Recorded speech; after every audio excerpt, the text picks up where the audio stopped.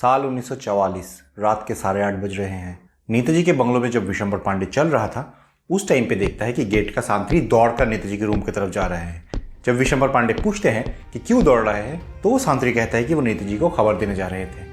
क्या कि खुद रासबिहारी बोस आए हैं। विशंबर चौंक जाते हैं और पूछते हैं कि उनकी मेजबानी में कोई कमी तो नहीं रह गई।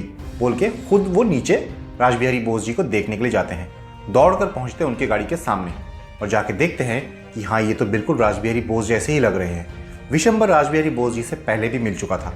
सामने जाकर देखता है कि नहीं, ये तो रासबिहारी बोस जैसा नहीं लग रहे हैं। जाकर उनसे पूछते हैं कि नेताजी से कौन मिलने आया है। वो कहते हैं मैं। विशंबर पूछते हैं आपका नाम। वो बूढ़ा आदमी कहता है रासबिहारी बोस। विशंबर खप करके उनका हाथ पकड़ लेते हैं और कहता है झूठ बात। हेलो एवरीवन, मेरा नाम है अबू हुसैन। पिछली वीडियो में मैंने आपको बताया था कि 22 फरवरी 1944 को नेताजी के ऊपर अटैक किया गया था जिसमें नेताजी बच निकले थे और इसके बाद विशंबर को फिर से हनुमान जी का दूसरा सपना आया था और वो इस सपने का जिक्र नेताजी के स्टेनोग्राफर भास्करन से किए थे। भास्करन ने तो इस सपने के बारे में नेताजी को कुछ भी नहीं बताया था। इनफैक्ट वो खुद भी इस सपने के बारे में भूल जाता अगर 7 दिन बाद एक दूसरी घटना नहीं होती तो। दरअसल हुआ यूँ था कि उस दिन रात 8 साढ़े 8 बजे नेताजी के बंगलों के सामने काली जापानी में एक गाड़ी आकर खड़ी होती है। उसमें सवार थे 3 पैसेंजर्स। स्टीयरिंग में बैठे ड्राइवर साहब और पीछे की सीट में 2 यात्री। उन दोनों में से एक ग्रे सूट पहना हुआ आदमी नीचे उतरते हैं। उनके सर में बाल नहीं है, आंखों में चश्मा, हाथ में स्टिक और लेफ्ट हैंड उनके पॉकेट के अंदर है। स्टिक के सहारे वो पोर्टिको के सामने खड़े सांतरी के पास आते हैं और पूछते हैं सुभाष है क्या अंदर। सांतरी चौंक जाता है। पूरे ईस्ट एशिया में कोई ऐसा था नहीं जो नेताजी को नाम से पुकार सके। वो धीरे से पूछता है जाके क्या कहूँ कि कौन आए हैं। वो कहते हैं जाओ बोलो रासबिहारी बोस आए हैं।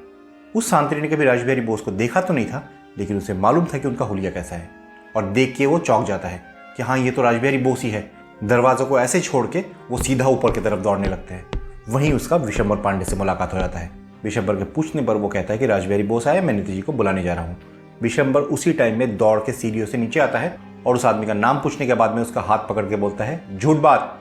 इसी बीच सांतरी नेताजी के पास जाकर कहता है कि रासबिहारी बोस आए हैं। नेताजी भी चौंक जाते हैं। सेनसाई जी, नेताजी उन्हें सेनसाई जी बुलाते थे। वो पूछते हैं कि कैसे, अभी तो घंटा भर पहले ही वो रेडियो में भाषण दे रहे थे। चलो चलो कहाँ है देखते हैं, बोल के वो सीधा बाहर आने लग गए और उनके पीछे पीछे वो सांतरी। उसी बीच उन लोगों को रिवॉल्वर का गोली का आवाज सुनाई देता है। ठीक उसके बाद एक राइफल का आवाज। दौड़ के नीचे आता है और देखता है एक काली गाड़ी निकल जा रही है जिसका पीछे वाला व्यू फाइंडिंग मिरर टूट चुका था। सीढ़ियों में खड़े थे विशंबर पांडे। उनका राइफल से तब भी धुआं निकल रहा था। नेताजी पूछते हैं क्या हुआ था विशंबर। वो कहता है सर, टायर को निशाना करके गोली चलाई थी लेकिन लगी कांच में।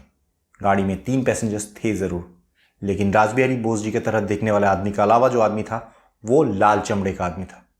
अगर सांतरी अच्छे से देखता तो उसे दिखाई ज़रूर देता और उसे पूरा कॉन्स्पिरेसी समझ में आ चुका होता। इस बार भी नेताजी बच जाते हैं, वही विशंबर के चलते, वरना वो लोग पूरी तरह से फंदा बिछा कर रखे थे। उन्हें मालूम था कि रासबिहारी बोस का नाम सुनते ही कोई पाबंदी नहीं रहेगी और नेताजी को मारना आसान हो जाएगा, लेकिन था वही विशंबर पांडे।